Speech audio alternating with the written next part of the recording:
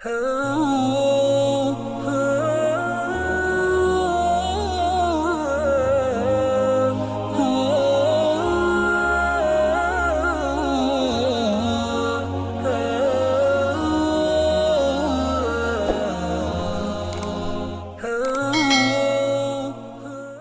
yang mana nih yang kita bahas malam ini? Semuanya? Baiklah. Pantas saya dikasih makan dulu ya, supaya kuat ceramah nih. Ikhlas. Yang akan saya bawakan ini hadis riwayat Imam Muslim dan Imam Tirmizi. Ini hadis sahih, tidak diragukan. Yang pertama dihisab di akhirat, pertama kali nanti dibangkitkan, dihisab itu adalah mujahid, orang yang berjuang di jalan Allah sampai mati terbunuh, ditampakkan nikmat oleh Allah dan ditanya apa yang kau ditampakkan nikmat dan dia mengakuinya, apa yang kau lakukan? Ya Allah, saya sudah berjihad fisabilillah, berjuang sampai saya terbunuh di medan perang, dan saya lakukan ini lillahi ta'ala, karena engkau. Lalu Allah berfirman, kadzabta, dusta kamu, bohong kamu berjuang bukan karena Allah, tapi kamu berjuang karena ingin dianggap pemberani, dan sudah engkau dapatkan sebutan itu. Di akhirat ternyata diseret dalam keadaan tertelungkup menjadi ahli neraka. Dengar ini hadirin, tidak kurang perjuangannya untuk Islam, tidak kurang pengorbanannya, dia sampai mati di medan perang. Tidak kurang pengakuannya, dia ngomong tuh lillahi ta'ala, tetapi Allah tidak bisa dibohongi.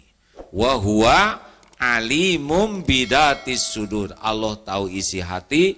Ternyata Allah berfirman, engkau berjuang bukan karena Allah, tapi engkau berjuang ingin dianggap pemberani, dan sudah engkau dapatkan.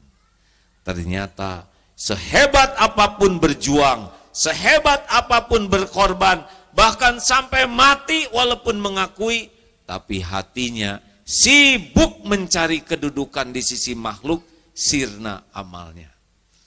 Jelas hadirin?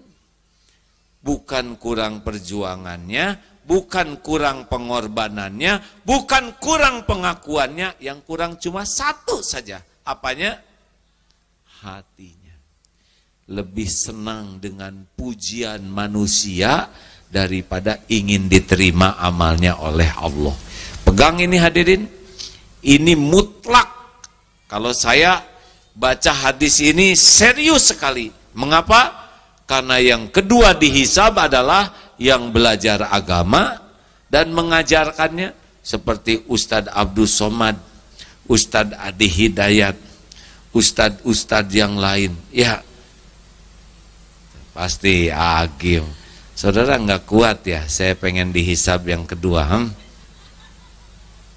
Belajar agama dan mengajarkannya, belajar Quran dan membacanya, ditampakkan nikmat, dia mengakuinya. Apa yang kau lakukan? Saya sudah belajar agama dan saya dakwahkan, saya belajar Quran dan saya baca lillahi ta'ala, ya Allah. Ngakunya karena Allah, tapi Allah yang maha tahu isi hati yang tidak pernah bisa dibohongi siapapun berfirman, kadzabta, dusta kamu, engkau belajar agama dan berdakwah karena ingin disebut alim, orang berilmu. Engkau baca Quran karena ingin disebut qari'ah, dan sudah engkau dapatkan itu di dunia. Di akhirat diseret itu ke dalam neraka. Tidak kurang ilmunya, tidak kurang dakwahnya, tidak kurang bacaan Qurannya, yang kurang satu saja. Apanya? Niatnya. Bukan mencari keridhaan Allah, tapi cari pujian manusia. Hilang itu semua pahala. Dan yang terakhir adalah orang yang dermawan. sedekah kemana-mana. Ketika ditanya, apa yang kau lakukan? Saya sedekah. Apapun yang kau cintai, saya sedekah. Kadzabta, dusta kamu. Engkau sedekah karena ingin disebut dermawan, dan sudah engkau dapatkan pujian itu. Dan ternyata diseret ke neraka. Bukan kurang sedekahnya, yang kurang cuma satu saja. Apanya? Niatnya. Lebih sibuk ingin pujian manusia, lebih sibuk ingin kedudukan di sisi manusia. Kenapa Allah begitu marah? Karena dia menggunakan amal hak Allah tapi untuk dipuji manusia. Bu, mana yang bahaya? Wanita ingin kelihatan cantik atau wanita ingin kelihatan solehah? Mana yang lebih bahaya? Jawab.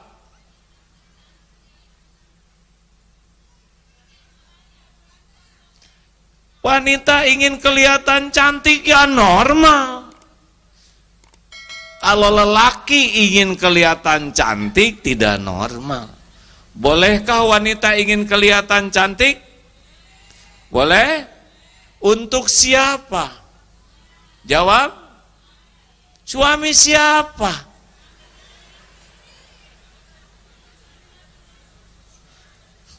Si bapak langsung ketawa, ya. Karena bapak jadi saksi, ya. Istri mau ke undangan stakar kebek dandan, pulang dari undangan, giliran ketemu khusus bersama suami, dibuka kerudung, rambut rewing, pensil alis di sini, bulu mata jadi bulu hidung palsu. Hadirin, kalau ingin kelihatan cantik masih urusan dunia, tapi ingin kelihatan solehah sudah pakai amalan akhirat.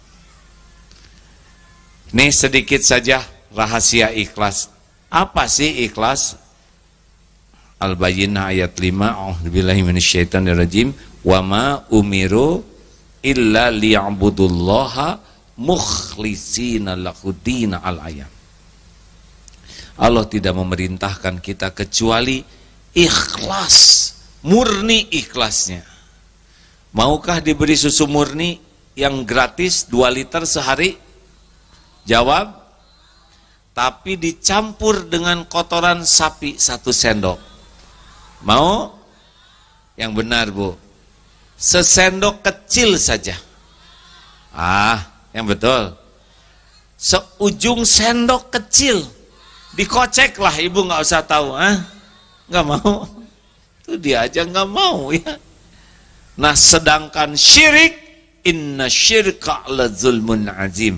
Menyekutukan Allah itu adalah kezoliman yang sangat besar. Nih latihannya supaya ikhlas. Ikhlas itu seperti apa? Puk, puk, puk, puk. Seperti jantung berdetak tiap saat, berdegup tiap waktu, tidak pernah menonjolkan diri. Yang sibuk menonjolkan diri adalah ambeien, jerawat, bisul, tumor, tidak ada yang enak. Makanya orang-orang yang overacting, sibuk ingin menonjolkan diri, pasti tidak enak hidupnya. Ikhlas itu seperti akar pohon, menyerap hujam ke tanah, menyerap sari-satri pati, mengokohkan, pohon kokoh, rindang, berbunga, berbuah, orang memuji pohon, padahal semua jerih payah akar. Betul? Atau seperti gula, mungkin sudah viral. Kopi kurang manis, yang disalahkan siapa? Kurang gula nih, disalahkan gula. Kopi terlalu manis, yang disalahkan siapa? Kebanyakan gula nih. Giliran kopi enak, siapa yang dipuji? Ini kopi mantep. Tapi giliran penyakit baru disebut penyakit gula nih, gitu. Tapi gula tetap saja manis, benar? Dia nggak dendam. 5 latihan jadi orang ikhlas. 1, jangan selalu ingin diketahui orang amal kita. Amal fardu, sunnahnya orang lain tahu. Sholat, ke masjid, lagi apa tuh, mau kemana? Mau ke masjid mas, ayo kita ke masjid, boleh. Itu bukan riya, itu dakwah. Bayar zakat, saya mau bayar zakat nih, itu bagus. Dibuat orang lain tahu, karena itu dakwah. Syukuran haji, dengan niat agar orang lain tahu ini undangan dari Allah, boleh. Tetapi amal sunnah, tidak harus semua orang lain tahu. Tidak harus segala diposting. Jam 3 malam, bangun, langsung posting. Bangun sahabatku, bangun. Sepertiga malam terakhir, saat mustajab. Broadcast, benarkah membangunkan orang atau pengumuman ingin dianggap ahli tahajud, sedang dia sendiri tidak sholat karena terus saya buka WA. Sahur, posting thread, selamat saum Senin Kemis sahabatku yang baik, ingatlah hanya Allah yang tahu, thread. Baca Quran, Allahu Akbar, Allahu Akbar, ya Allah hanya dengan pertolonganmu, walaupun tanggal 16 sudah 20 juz, cetret. Kenapa diumumkan? Orang-orang yang sibuk dengan postingan, padahal amal-amal yang tidak harus orang lain tahu, ciri-ciri itu. Belajar merahasiakan amal, sebagaimana merahasiakan aib. Punya aib tidak? Ditutup-tutupi. Harus ada amal yang kita tutup-tutupi. Kalau semua amal diketahui orang, berarti memang sibuk dengan penilaian orang. Boleh ada yang diketahui, tapi lebih banyak amal sunnah yang tidak diketahui. Di TV Malaysia pernah terlihat ibu-ibu sholat duha. Sedang sholat duha bersama anaknya yang SD. Telepon bunyi, "Ning, Dek, ibu sedang apa?" "Sedang sholat duha, Bu." Aduh, bahagia. Allah Akbar. Karena tetangga jadi tahu. Selesai sholat, "Anak baik, anak pinter, ibu sayang." Karena bahagia, tetangga jadi tahu. Suatu saat sholat maghrib, sholat asar, 5:30. Sedang sholat, telepon bunyi. "Kering, ibu ada nak?" "Ada." Tong, tegang. Lagi sholat nih. "Sedang apa?" "Sedang sholat asar, tante." Selesai, kamu ngomong. Berarti dia lebih sibuk dengan diketahui orang daripada diketahui Allah. 2. Jangan selalu ingin dilihat orang. Ada orang, tidak ada orang. Bagi orang ikhlas sama, bagi orang tidak ikhlas tidak sama. Ada orang bagus, tidak ada orang tidak bagus. Ini ciri-ciri ini. Kalau sholat sendiri gesit, Allah Akbar, Allah Akbar, Allah Akbar, Allah Akbar, At-tahiyatun barakatuh salawatu astagfirullahaladzim, assalamualaikum, assalamualaikum. Tidak ada orang, gesit, tangkas. Giliran ada orang, Allahu Akbar, Bismillahirrahmanirrahim, Allah Subhanallah. Cukup nih, udah agak lama ya. Udah agak lama nih, cukup ya. Sami Allah. Acting. Lagi sholat sendiri tahajud, sedih. Tapi ada suami, "Ya Rob, tolonglah keluarga kami." Air mata dibiarkan mengalir. Padahal itu sisa menguap. Tapi diatur supaya ini acting.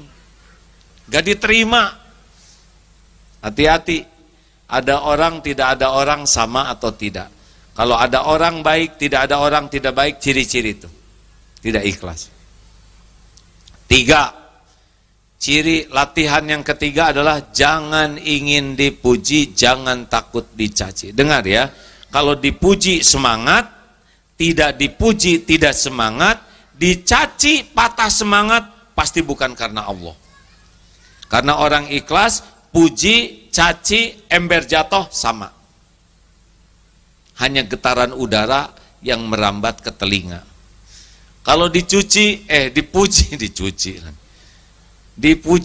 semangat, tidak dipuji tidak semangat, dicaci patah semangat, pasti karena mulut orang dia berbuat.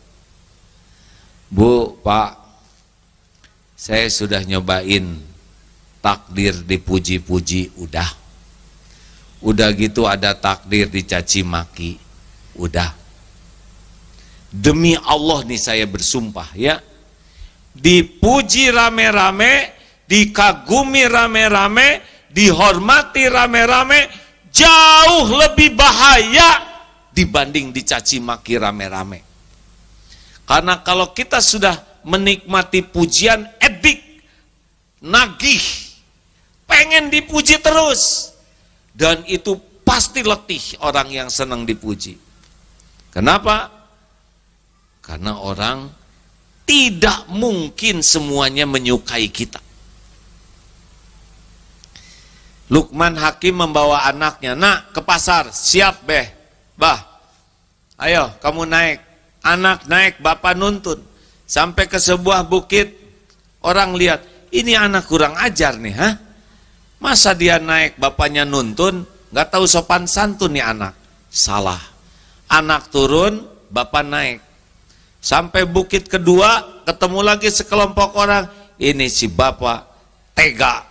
Masa dia naik, anak nuntun, gak punya perasaan. Salah. Bapak naik salah, anak naik salah. Kalau gitu berdua, naik berdua. Sampai bukit ketiga, ketemu dengan sekelompok orang. Ini manusia tidak berperi kekeledaian. Keledai satu dinaikin duaan, zolim, salah lagi. Akhirnya turun dua-duanya, dituntun sampai pasar. Kata orang pasar, ini orang blow on, punya keledai nggak dinaikin. Begitulah. Kata bapaknya, nak sini, itulah manusia. Kalau hidupmu hanya ingin dinilai dan dipuji manusia, persiapkan dirimu letih sepanjang waktu, sengsara sepanjang hayat. Karena manusia pasti beda-beda. Selamat menderita bagi siapapun yang sibuk pengen dipuji oleh manusia. Ali bin Abi Thalib mengatakan, semua kepahitan sudah kurasakan.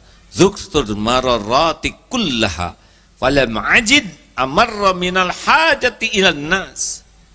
Kepahitan seluruhnya sudah kurasakan, dan tidak ada yang lebih pahit dalam hidup ini selain berharapnya hati kepada manusia. Makanya hati-hati, makin ingin dipuji, dihargai, dikagumi, makin sering sakit hati. Jelas? Bu, jelas? Kalau mau dandan di rumah, dandan saja. Tidak harus selalu nanya, Mas, gimana penampilan saya? Suami kan bingung, mau ngomong apa? Ngomong cakep, enggak begitu. Ngomong jelek, enggak tega. Ya wes, Bu, kamu ini kayak kesemek. Begitulah, itu solusinya. Perlukah kita ingin kelihatan rapi? Boleh. Kita rapi untuk menghormati, bukan untuk dipuji. Makin ingin dipuji, makin sengsara. Ingin kelihatan langsing, tahan napas. Jadi kekurangan oksigen. Bu, jangan takut jadi tua. Ya Bu? Kenapa? Karena sudah jadi. Ibu tidak bisa remaja terus. Mustahil. Walaupun ibu pakai pakaian SMA, kalau dulu lucu, Kalau sekarang lebih lucu. Jangan memaksakan diri, akan ada batasan, nggak bisa direkayasa lagi. Mungkin waktu muda rada centil, ya. Ada yang suka pakai bulu mata palsu, ini saya tidak mau ikut campur ya. Tapi saya suka membayangkan bulu mata palsu itu kan beban bagi mata, betul? Iya kan? Standarnya bulu yang ini dikasih beban bulu mata palsu. Kalau di dunia lelaki itu seperti pakai barbel, Bu. Tiap kedip begini, siap-siaplah satu ini berotot. Atau kalau sudah tua kelelahan otot.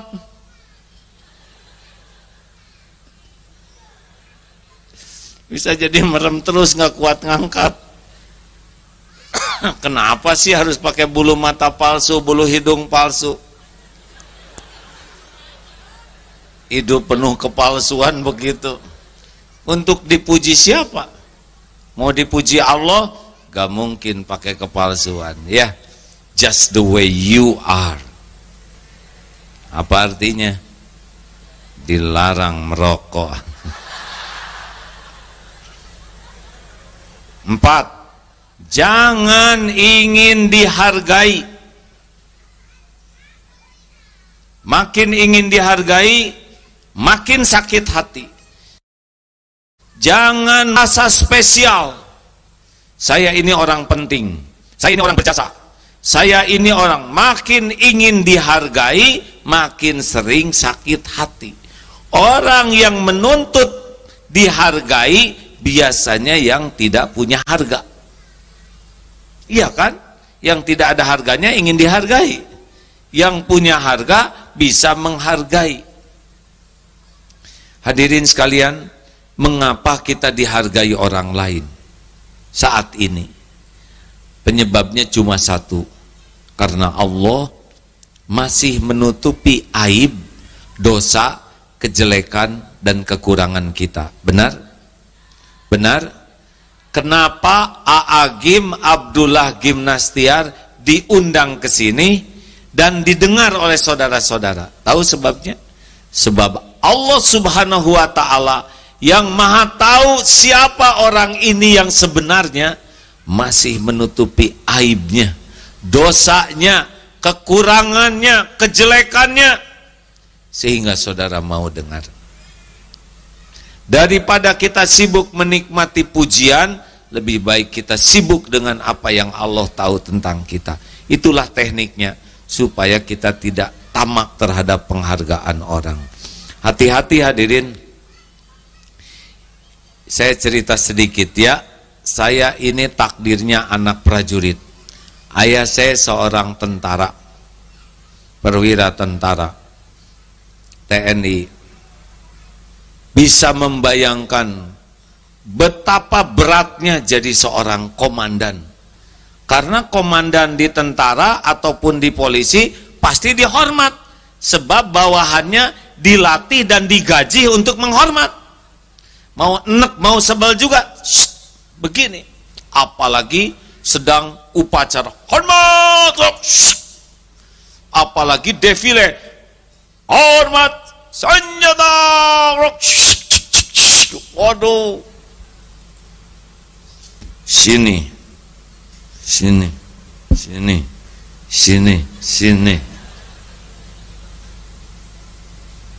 Kalau tidak hati-hati, penghormatan itu makan, seakan-akan dirinya terhormat, padahal sholat belang betong, ngaji tidak bisa, zakat tidak bayar, sudah mampu belum haji, tapi merasa terhormat akibat topeng yang dipakai. Ini bahaya. Pensiun masih tetap, saya ini mantan komandan. Udah atuh komandan, udah pensiun, gak usah diomongin. Dia itu dulu anak buah saya. Iya udah waktunya habis ya, sabar. Karena post power syndrome, merasa terhormat dengan topeng. Ada lagi yang lebih ngaco, tidak semua komandan begitu, itu hanya komandan error saja yang ketipu topeng. Ada juga yang lebih ngaco, adalah istri komandan. Suaminya kolonel, istrinya ngadak-ngadak jadi jenderal. Padahal daftar enggak, seleksi enggak, latihan enggak, di kantor juga enggak jelas kerjanya, tapi galaknya lebih daripada suaminya. Ini tertipu oleh casing suami. Kamu mengganggu rumah tangga saya, hah? Ini suami saya, waduh galak. Pernah lihat yang di airport, kemudian seorang istri pensiunan jenderal yang marah-marah nggak mau diperiksa? Apa salahnya diperiksa, ya kan? Oh, ini adalah ciri-ciri orang yang tamak terhadap penghargaan. Udah mah bukan dirinya yang jenderal, suaminya juga pensiun. Kenapa istri lebih galak? Tertipu oleh ingin dihargai. Ada yang lebih ngaco lagi, anak komandan. Di sekolah nilainya butut, kelakuan jelek, tapi galaknya lebih dari ayahnya. Nah, inilah ilustrasi seseorang yang tertipu oleh ingin dihargai. Jelas Pak Rektor? Berat ini, Pak Profesor, waduh berat. Pak Rektor, sama Kiai. Padahal di sisi Allah belum tentu seperti apa yang diketahui orang lain. 5. Jangan ingin dibalas budi. Ulangi. Jawab atuh hadirin. Jangan ingin dibalas budi. Lakukan, lupakan. Lakukan, lupakan. Lakukan, lakukan. Perlukah kita mengingat-ingat jasa baik kita? Jawab. Enak tidak kalau kita ingat jasa kita? Hati jadi bahagia atau jadi nyesek? Jawab. Kalau kita mengingat jasa kita, hati jadi bahagia atau jadi gelisah? Jadi enak atau tidak enak? Nah, itu ciri-ciri salah tuh. Perlukah kita menyebut-nyebut jasa baik? Perlu tidak? Tes. Mas. Coba bicara sama bojomu. Benar gitu? Perbojoan. Hei istriku, aku ini suamimu loh. Padahal istrinya udah tahu. Aku ini suamimu. Aku yang membanting-banting tulang, memeras-meras keringat. Ini rumah aku yang siapkan untuk kalian, hah? Kalian pakai dempul, lipstik, apa itu aku seng beliin. Kalian makan segala dikunyah, jalan kuliah, aku yang siapkan. Jalan-jalan pakai mobil tak beliin, bensin aku yang siapkan. Saya nih suamimu yang berjuang untuk kalian.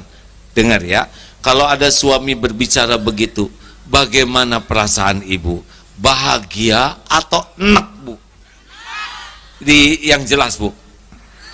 Bahagia atau enek? Jadi makin sayang, kagum, atau jadi sebel? Tuh, dengerin, Pak. Jelas? Nah, kami juga sama, Bu. Apalagi saya, Pak.